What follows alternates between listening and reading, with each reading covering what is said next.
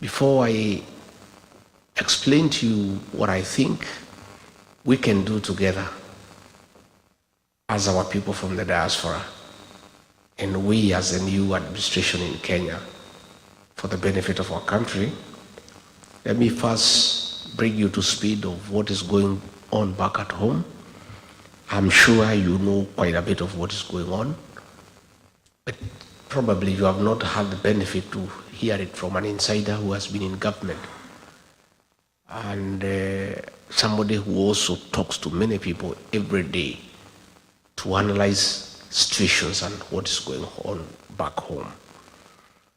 What is going back at home is that the president we elected, most of you, ourselves, we campaigned for him, has turned against the people of Kenya and become a dictator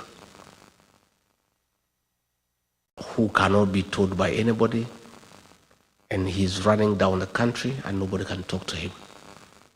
And he has compromised the opposition.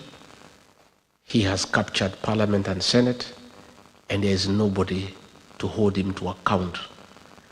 And since nature abhors vacuum, our young children, the Gen Zs, filled that space and became the opposition in Kenya and said, no, what is happening is not acceptable.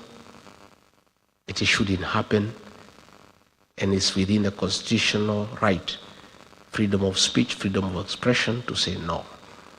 And then the president embarked on a very brutal purge and reprisal against the young people, leading to very violent abductions, forced disappearances, and extrajudicial killings. And as a result, in the last 2 years, many young people between the ages of 12 up to 24 have been killed. Others have been maimed. Others have disappeared. They are not known where they are. And there is a lot of fear. There's a lot of anxiety. There's a lot of anguish in the country.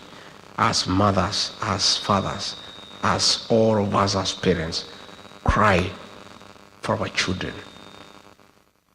Things have gotten so bad that the president doesn't fear anymore to support the killing of children publicly. His minister for Interior publicly and shamelessly gave an order of shoot to kill to policemen and said, if you see anybody near a police station, just shoot and kill, despite the fact that a police station is a public institution and Kenyans have every right to go to a police station. Instead of William Ruto admonishing the minister for going against the constitution, he went ahead and issued further orders himself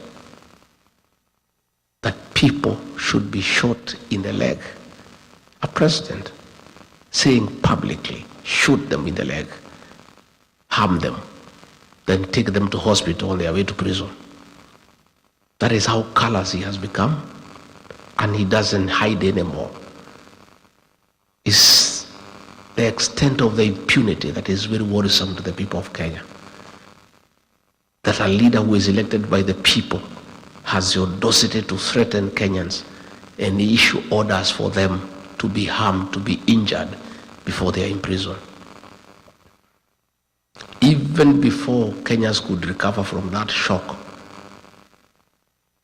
one of his sycophants, who is a chairman of the Committee on Defense and Foreign Relations in Parliament, Nelson Koech, went ahead and said the president is wrong. He's too soft, he is too lenient. They should not be shot on the leg, they should be shot on the head. That is a kind of impunity that is in our country. And when a lot of pressure came from here in the States the other day, because the chairman of the Foreign Relations Committee in the Senate here in the US brought a bill to review the relationship of the US and Kenya in respect of the status of a non-NATO ally. They are trying to do some little interventions to deceive the United States and the world that he had been something.